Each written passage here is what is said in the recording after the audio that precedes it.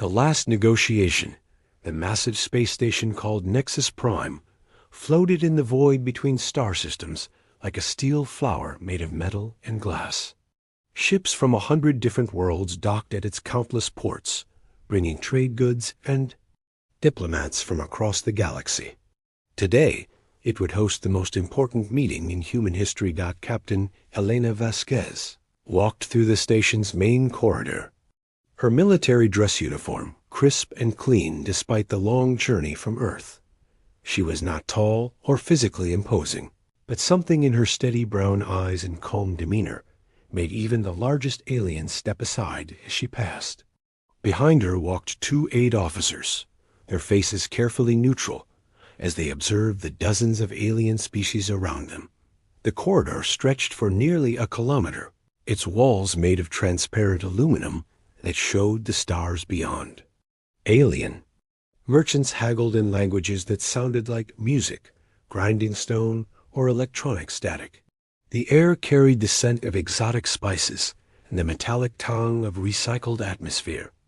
Elena had visited Nexus Prime many times over her 15-year career, but today felt different. Today, everything would change. They reached the central council chamber, a vast dome where the most powerful beings in the galaxy made decisions that affected trillions of lives. The chamber could hold 5,000 representatives, and today it was completely full. Floating platforms held delegates from the gas giant worlds, while crystalline beings from the silicon planets reflected light in rainbow patterns across. The walls.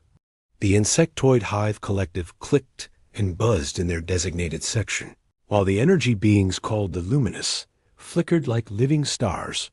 At the center of it all sat the High Council of the Stellar Dominion, the Alliance that controlled most of known space. High Chancellor Zephyros dominated the central platform, his 12-foot frame covered in scales that shifted from deep blue to angry red as his emotions changed.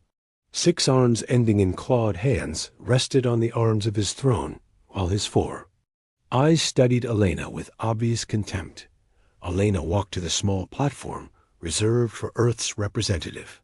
It sat alone, separated from the other delegates by empty space, a visible reminder of humanity's isolation in galactic politics. She stood calmly, hands clasped behind her back, and waited. Chancellor Zephyros rose to his full height, his voice booming through the chamber's acoustic systems. "Human representative," he began, making the word sound like an insult. "You stand before the assembled might of 800 civilizations. We have called this final gathering to offer your species one last chance to see reason." Elena said nothing. She had learned long ago that silence was often the most powerful response. Ambassador Crix of the Insectoid Collective stepped forward, his mandibles clicking rapidly as he spoke. "For 50 years, your species has refused to accept its proper place in the galactic order. You will not submit to Dominion authority. You will not allow our mining operations in your star system. You will not even permit our survey ships to map your outer planets." A murmur ran through the assembled delegates. Some species had joined the Dominion willingly, eager for the protection and trade opportunities it offered. Others had been conquered and absorbed. None had simply said no for 5 decades and survived. Chancellor Zephyros' scales shifted to a deeper red.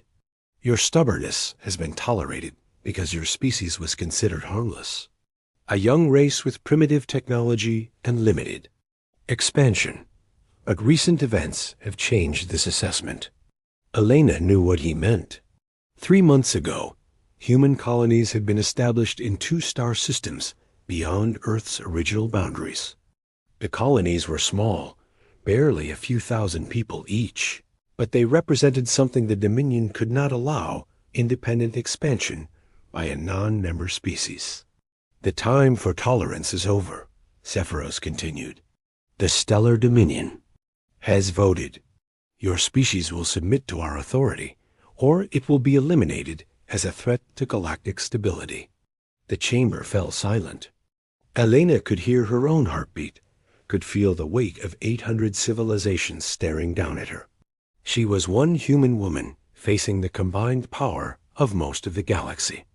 Any rational person would have been terrified. Instead, Elena stepped forward. "No," she said simply. The word carried clearly through the vast chamber. Several delegates gasped audibly. The energy beings flickered with what might have been surprise or anger. Ambassador Crix's mandibles stopped clicking entirely. "Perhaps you do not understand the situation, human. This is not a negotiation. This is not a request. You will submit, or you will be destroyed." Elena looked around the chamber, meeting the eyes of as many delegates as she could. When she spoke, her voice was calm and clear. "I understand perfectly. You've decided that humanity is too dangerous to exist independently. You want us to become your servants, or you want us dead." "Precisely," Zephyros said, his satisfaction evident. "Your species has shown alarming tendencies toward unpredictable behavior. Your expansion must be controlled, your technology monitored, your population regulated. These are not unreasonable demands." "They are to us," Elena replied. A crystalline delegate rang like a bell as it spoke. "Your feelings are irrelevant. 800 species have joined the Dominion. Your single world cannot stand against such unity." Elena nodded slowly. "You're right. We can't match your numbers or your technology. We can't fight your fleets in open battle or defend our worlds with military might." She paused, and something in her expression made several delegates unconsciously lean back. "But you're making one crucial mistake." "What mistake could primitives like you possibly identify that we have missed?" Zephyros demanded. Elena smiled, and it was not a pleasant expression. "You think this is about military power. You think this is about ships and weapons and territory. You think you're dealing with a normal species that will respond to threats the way everyone else does." She began walking in a slow circle, her voice carrying to every corner of the vast chamber. "For 50 years, you've watched us. You've studied our technology, our military capabilities, our expansion rate. You've calculated that we pose a minimal threat to your established order.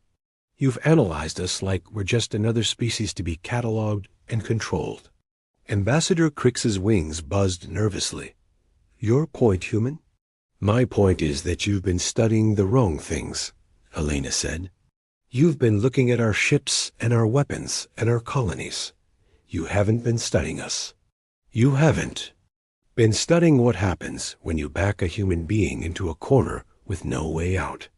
The chamber was completely silent now. Even the energy beings had stopped their constant flickering. Elena stopped walking and faced the High Council directly. "You want to know what makes humans different? It's not our technology or our military. It's what we do when someone tells.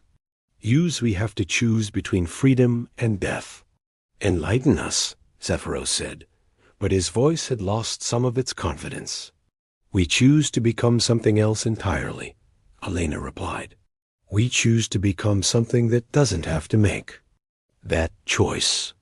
We choose to become something that makes the people who forced that choice regret they were ever born." A chill ran through the chamber.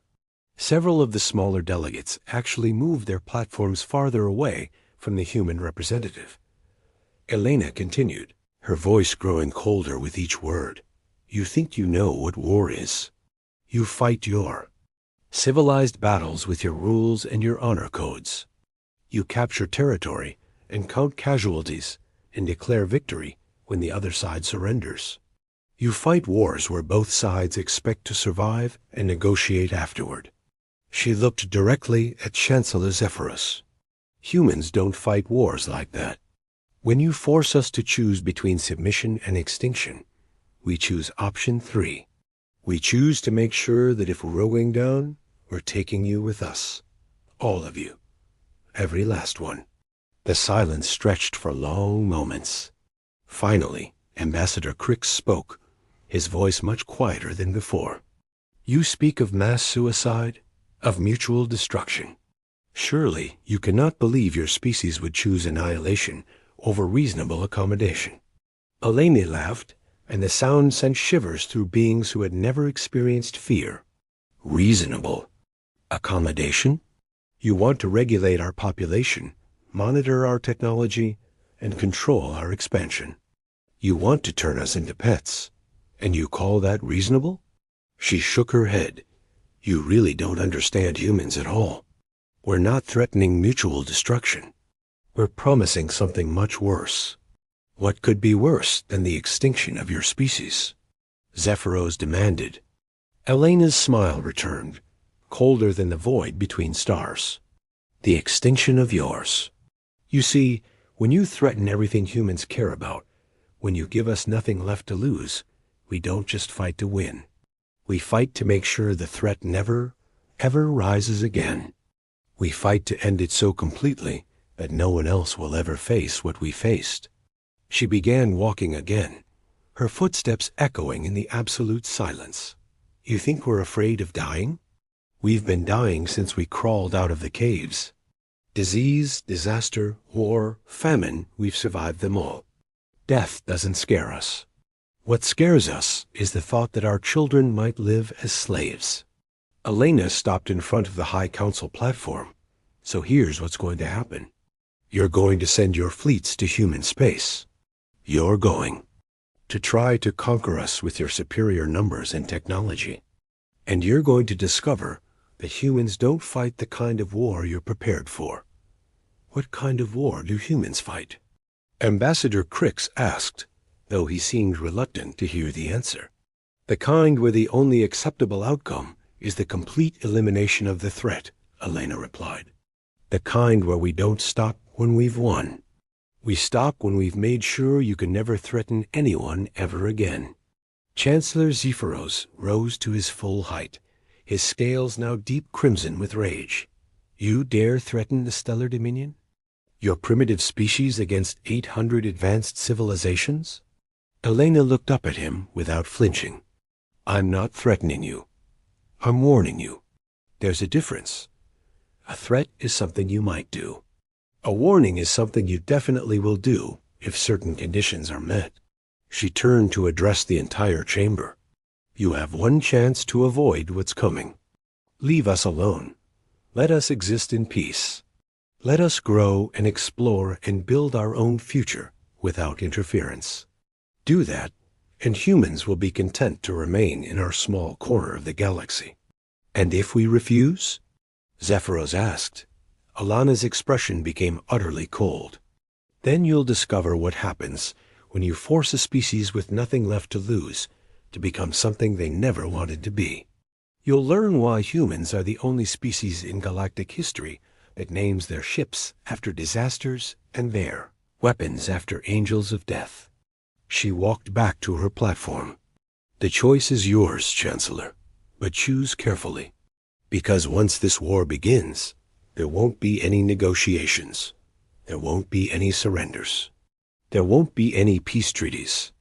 There will only be an ending. And I promise you, it won't be the ending you expect. The chamber erupted in angry voices.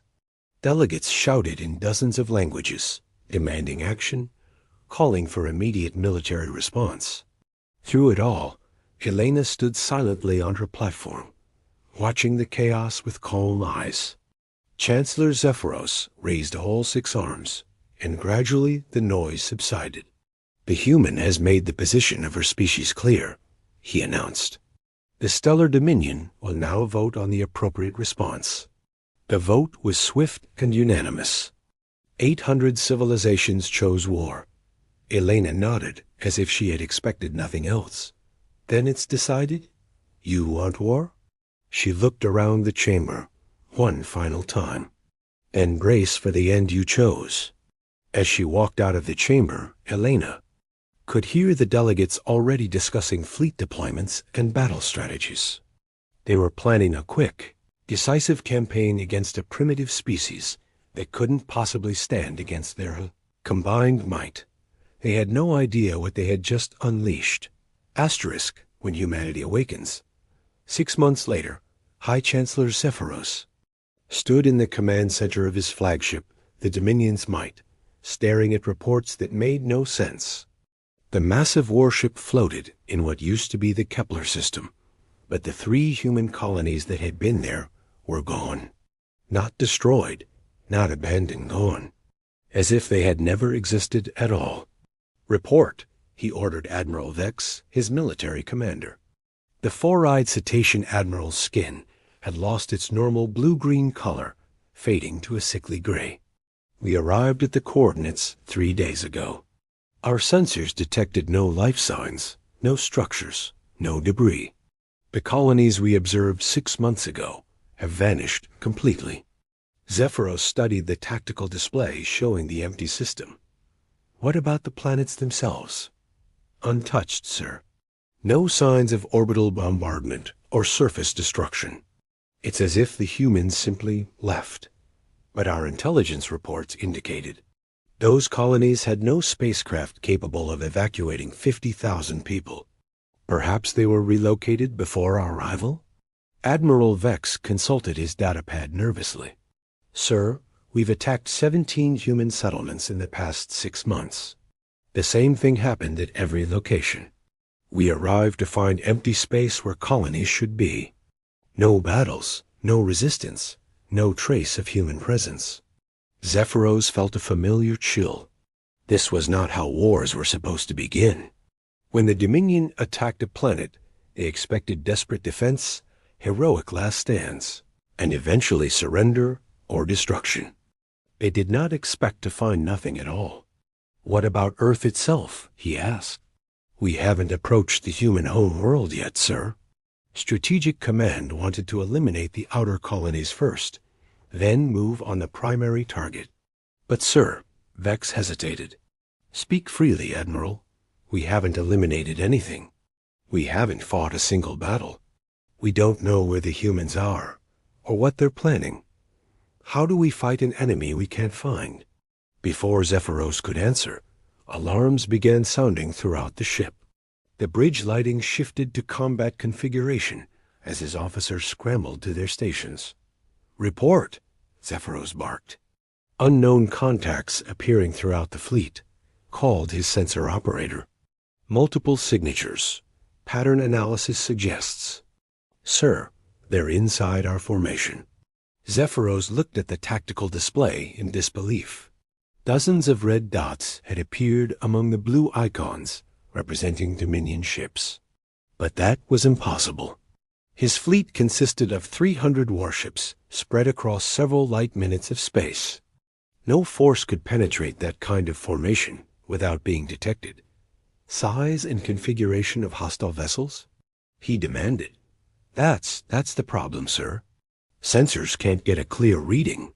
The contacts appear to be shifting size and shape constantly. Mass readings are inconsistent. It's as if they're not entirely there. A new voice joined the communication channel, calm and familiar. "Hello, Chancellor." Zephyros's blood went cold. He knew that voice.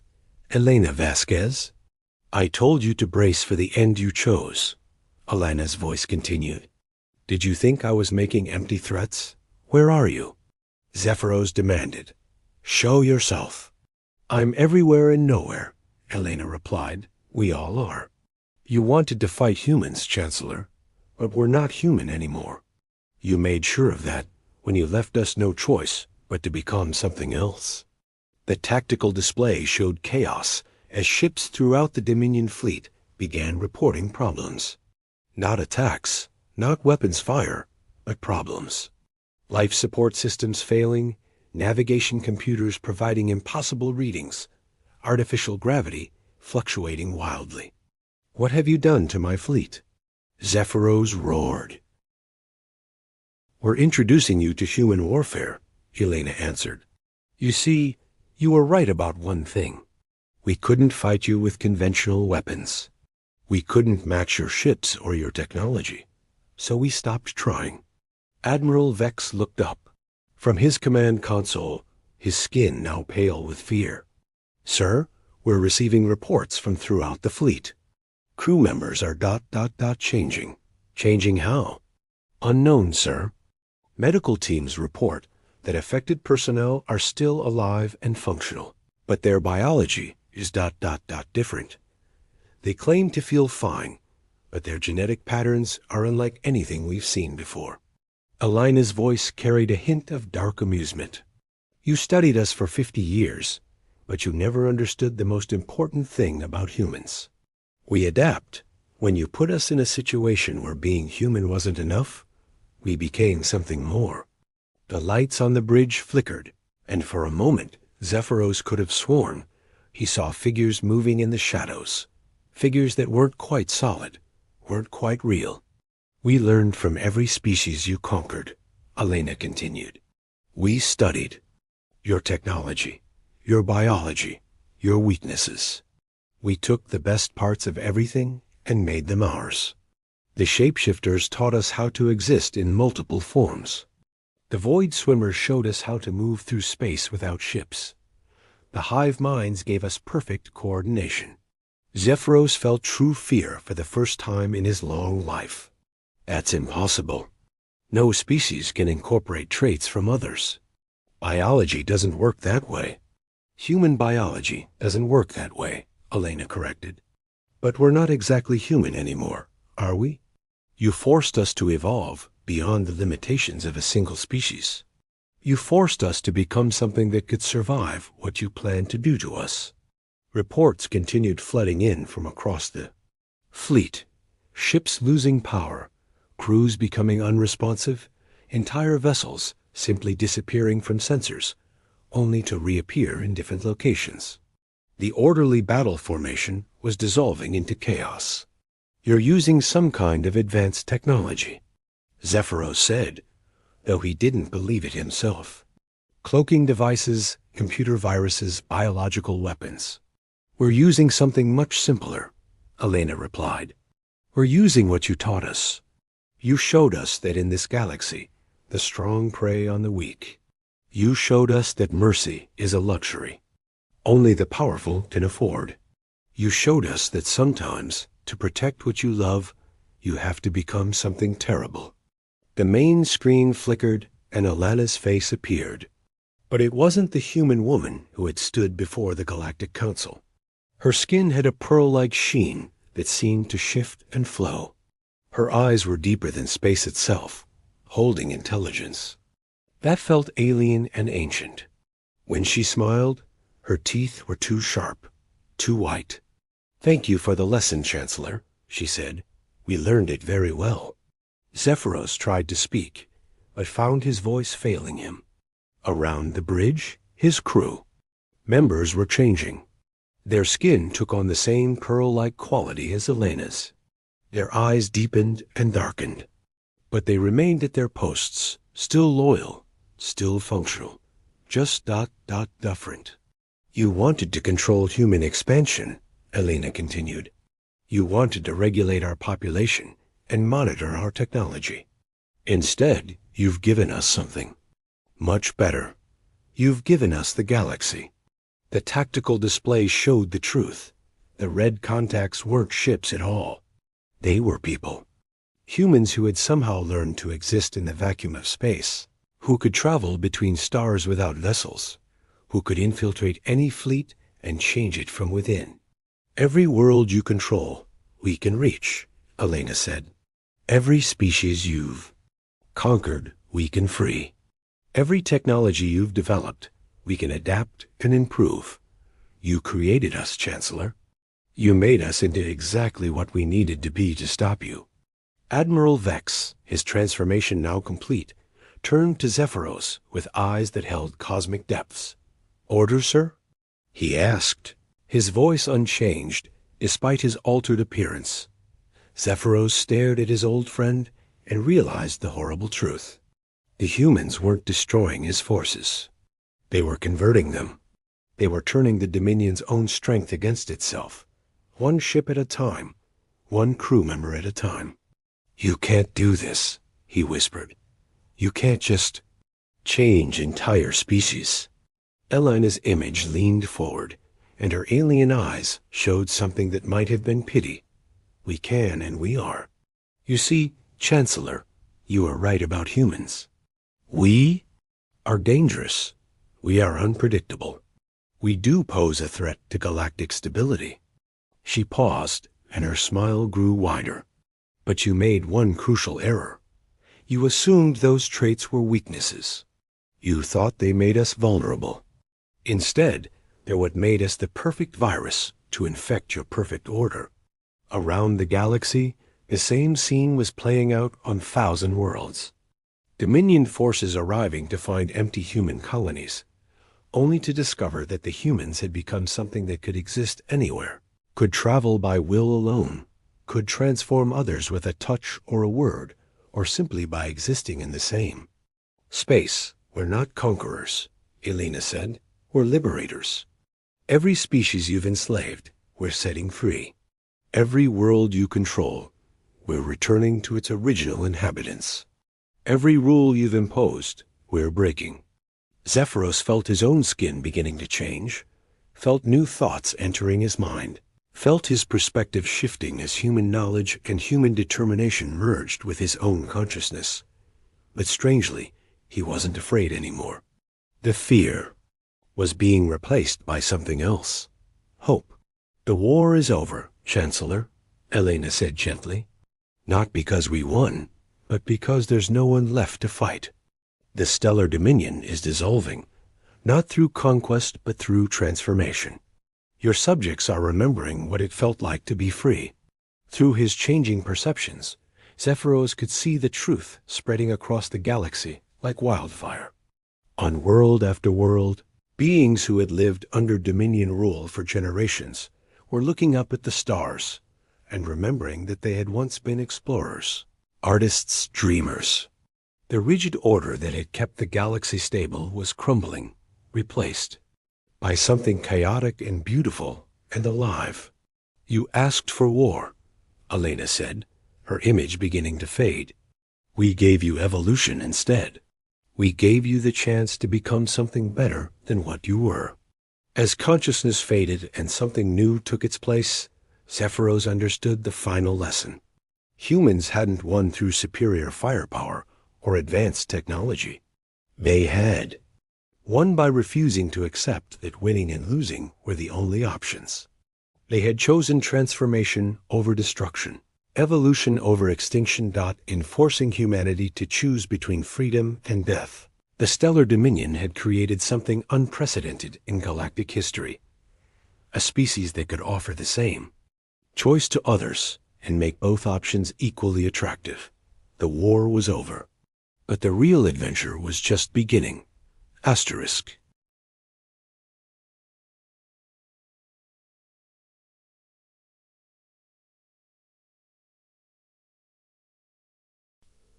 The mockery begins. The great hall of the Zephyrian High Command buzzed with the familiar sound of superior beings discussing inferior ones. Crystal formations jutting from the ceiling cast prismatic light across the assembled military leaders, their translucent blue skin shimmering with patterns that indicated rank and achievement.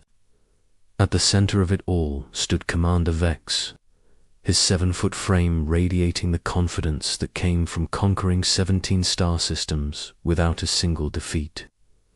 Earth, he announced, letting the word hang in the air like a bad joke. The holographic display showed a small blue world spinning lazily in space, surrounded by a handful of space stations and what could generously be called a defense fleet.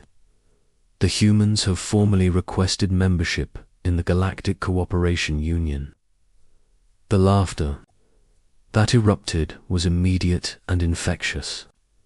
General Kith, whose crystalline spines glowed red with amusement, was the first to speak.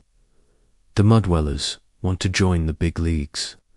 What's next? Are the gas miners from Proxima going to demand voting rights? Vex gestured toward the display. With one of his 4 arms, the data streams updating to show Earth's military capabilities. According to our intelligence, they possess 43 combat vessels, most of which are converted cargo haulers. Their most advanced weapon systems are plasma cannons that our ancestors would have considered primitive 2,000 cycles ago. The mockery continued to ripple through the chamber. Earth had become something of a running joke in galactic politics. Over the past century, while other species had spent millennia perfecting faster-than-light travel, developing quantum weapons, and establishing vast interstellar empires, humans had seemingly focused on the most mundane pursuits imaginable. They grew food, made art, and insisted on diplomatic solutions to problems that any civilized species would solve with superior firepower. "Sir," interrupted Lieutenant Zara, her voice cutting through the laughter. She was young for a her skin still showing the vibrant patterns of youth rather than the muted tones of experience. "Our xenobiological reports indicate that humans are actually quite adaptable. Their homeworld shows evidence of surviving multiple extinction events, and their expansion rate adaptable." Commander Vex's laugh was like breaking glass. "My dear Lieutenant, they've been sending us the same polite diplomatic messages for 50 years. We come in peace, and we seek mutual understanding. And my personal favorite, perhaps we could discuss this over coffee." He made air quotes with two of his hands, a gesture he'd learned from intercepted human communications. "Coffee, Zara. They want to solve galactic politics with a hot beverage."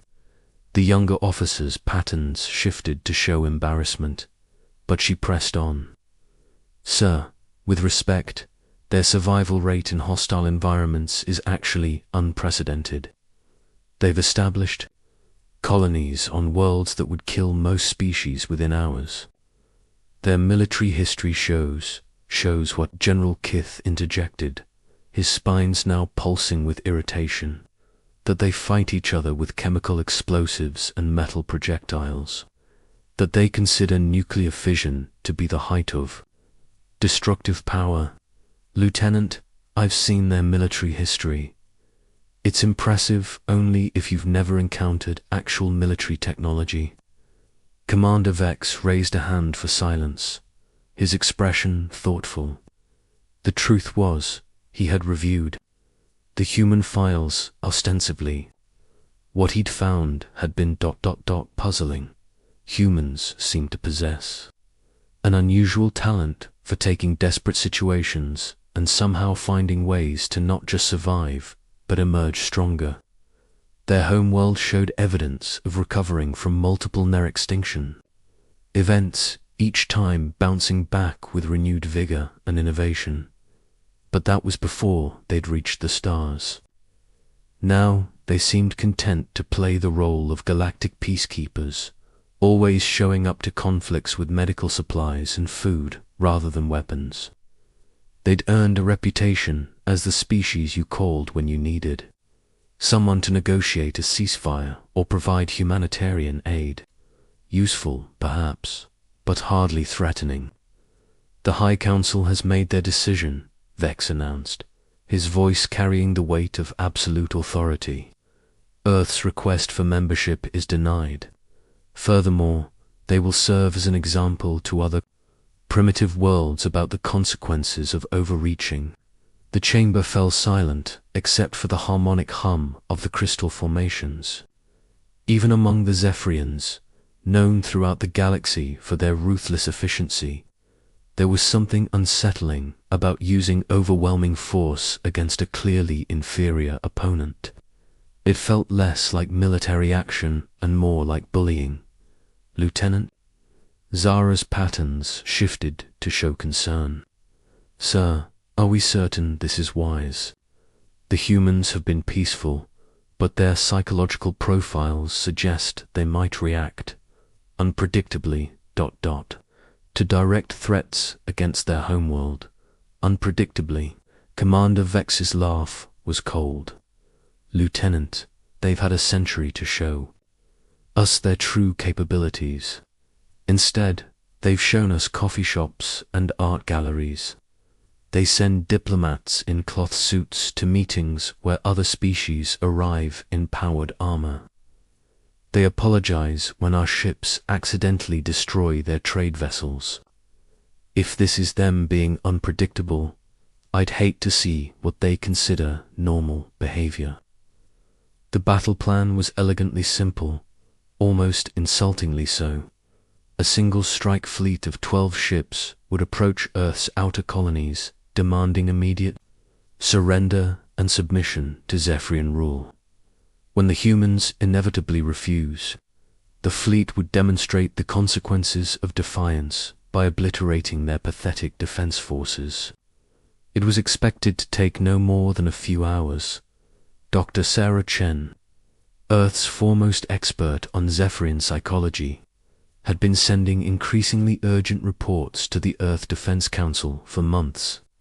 Her analysis of intercepted Zephyrian communications painted a clear picture of a species that viewed humanity with a mixture of amusement and contempt. They saw humans as useful but ultimately disposable, like particularly clever pets that had learned to mimic their betters. What Dr. Chen found most disturbing wasn't the Zephyrians' arrogance that was typical among the galaxy's dominant species. It was their complete inability to consider that. They might be wrong. Every piece of evidence that contradicted their preconceptions was dismissed or reinterpreted to fit their existing beliefs. They had looked at humanity's peaceful expansion and concluded weakness, never considering that there might be other explanations. Her final report to the Council had been blunt. The Zephyrians are going to attack us, not because we've done anything to threaten them, but because our very existence challenges their worldview. They need us to be weak because the alternative that we're choosing to appear weak is too terrifying for them to contemplate. The Earth Defense Council had received her report with the same calm professionalism they'd shown for decades. Plans were made, resources allocated, and orders quietly transmitted. To outside observers, nothing had changed. Trade ships continued their routes, diplomats continued their missions, and the coffee shops remained open. 3 weeks later, the Zephyrian strike fleet emerged from hyperspace at the edge of the Sol system. Commander Vex stood on the bridge of his flagship, the crystalline spear, watching as his sensors mapped out Earth's defensive positions. Everything was exactly as their intelligence had predicted. A few orbital stations, that handful of converted cargo vessels, and what appeared to be a desperate attempt to hide behind their moon. Broadcast the surrender demand, he ordered, settling into his command throne. The message was standard immediate submission, tribute payments, and acceptance of Zephyrian superiority. He expected the usual delay while the humans tried to negotiate, followed by a pathetic show of defiance, and then the inevitable collapse when they realized how outmatched they were. Instead, the response came within minutes. It wasn't a diplomatic transmission routed through official channels. It appeared simultaneously on every screen, every display, every communication device in the Zephyrian fleet. The message was simple, written in perfect Zephyrian script. You laughed at us. That was your first mistake. Your second mistake was believing your own jokes. Commander Vex stared at the message, confusion replacing confidence. This wasn't how humans were supposed to respond. Where were the desperate pleas for negotiation? Where were the offers of tribute and submission? Where was the fear? Sir, his tactical officer's voice was carefully controlled, but Vex could hear the uncertainty underneath. Our sensors are detecting anomalies, ... throughout the system. Energy signatures we don't recognize. Gravitational distortions that don't match any known technology. Vex felt the first cold touch of doubt. Humans weren't supposed to have technology his sensors couldn't recognize. They weren't supposed to create gravitational distortions that defied known physics. They were supposed to be primitive, predictable, and weak. "Launch the assault," he commanded, his voice carrying less certainty than before. "All ships, begin the attack pattern. Target their orbital installations first." Then move to the space in front of his fleet exploded into light. The reckoning, the thing that materialized before the Zephyrian fleet, wasn't built so much as grown, where their ships were angular constructions of metal and crystal.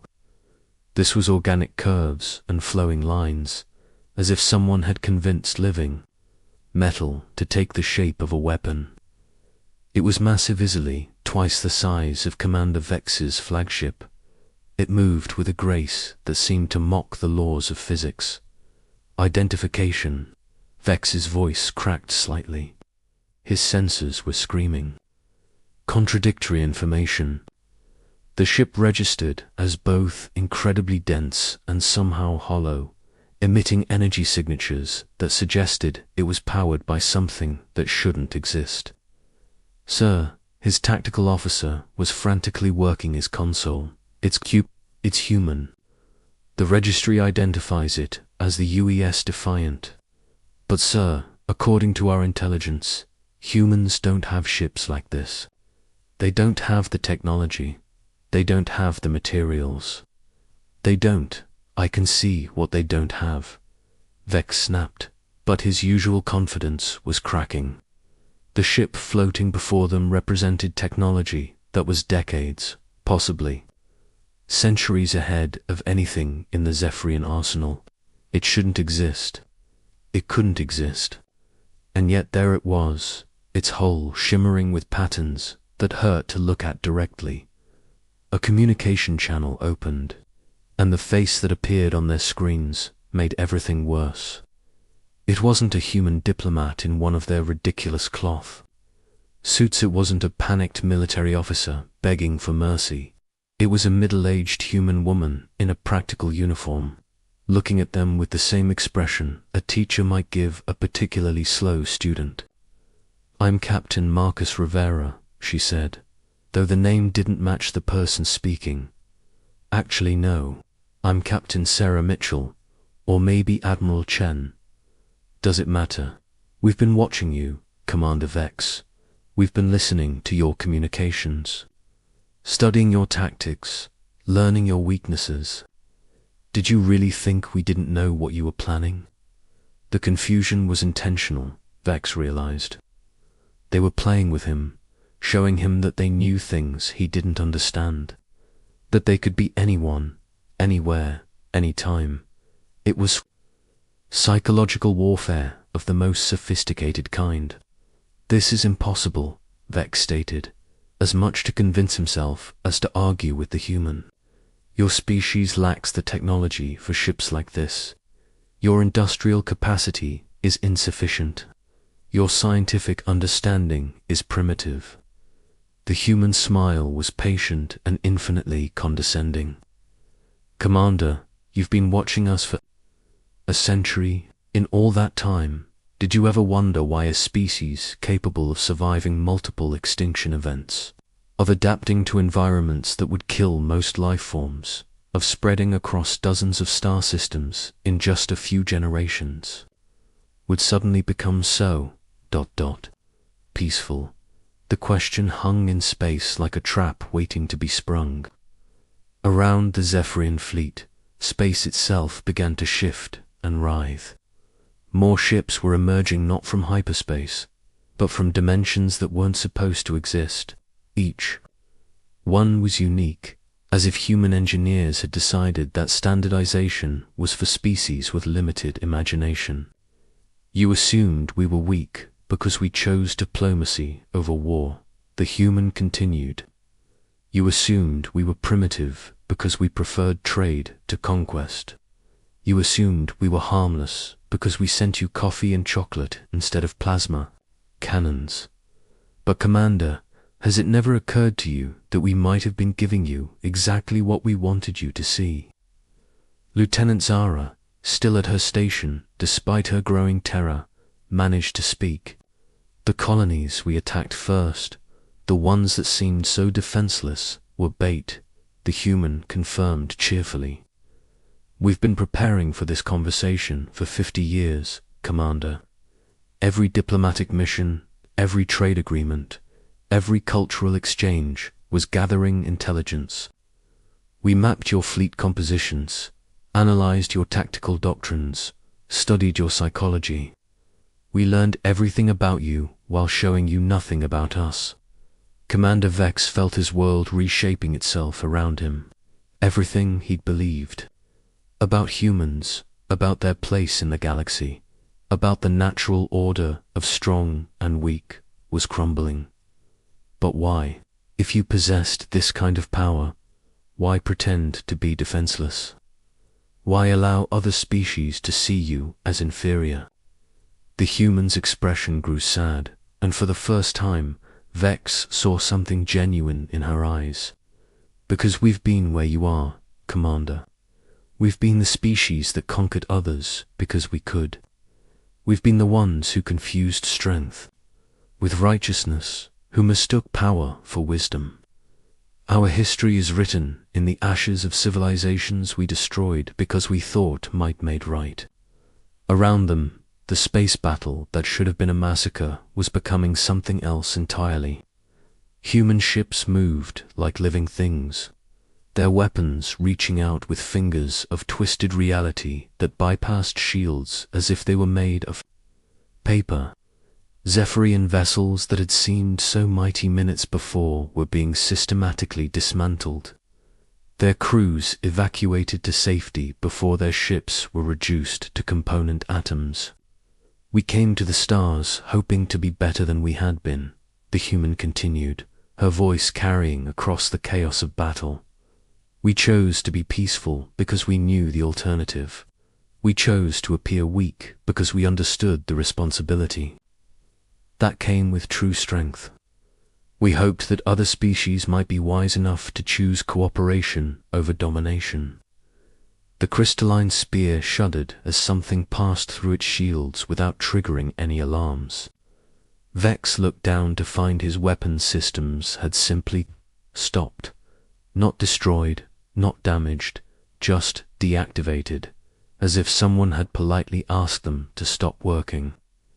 But you had to laugh at us, the human said, and now there was steel in her voice. You had to see kindness as weakness, had to interpret restraint as inability. You had to prove that strength was the only language the galaxy understood. Vex's fleet was gone. Not destroyed, the human had been telling the truth about evacuating crews, but simply no longer relevant to the conversation. 12 ships that had represented the pinnacle of Zephyrian military engineering had been neutralized by a single human vessel without a shot being fired in anger. What happens now? Vex asked, his voice small in the vastness of space. The human's expression softened slightly. Now you go home, Commander. You tell your High Council what happened here. You tell them that Earth's request for membership in the Galactic Cooperation Union wasn't a plea from the weak to the strong. It was an invitation from the strong to join something better than endless conquest. And if they refuse, if they see this as a declaration of war, the human smile was infinitely patient and utterly terrifying. Commander, we've been preparing for this conversation for 50 years. Do you really think we haven't prepared for the one that comes after? As the Zephyrian survivors limped home, carrying news that would reshape galactic politics forever, the human ships began to fade back into whatever impossible dimensions they'd emerged from. But the message remained, broadcast on every frequency, translated into every known language. Humanity extends its hand in friendship to all species. We offer knowledge, cooperation, and the chance to build something greater than any of us could achieve alone. But understand this, the choice to appear weak is not the same as being weak. The choice to seek peace is not the same as being defenseless. We have shown you what we can do. We hope you will choose to let us show you what we can build together. Instead, in the years that followed, the galaxy would indeed change. Some species, wise enough to recognize strength when they saw it, would accept humanity's invitation to cooperation. Others, too proud or too frightened to adapt, would find themselves increasingly isolated as the new order took shape around them. But on that day, as the human fleet disappeared back into the spaces between dimensions, one truth echoed across. The stars, never again would anyone make the mistake of thinking that choosing peace meant being unable to choose war. The humans had shown the galaxy what they were capable of, and in doing so, had changed what it meant to be strong forever.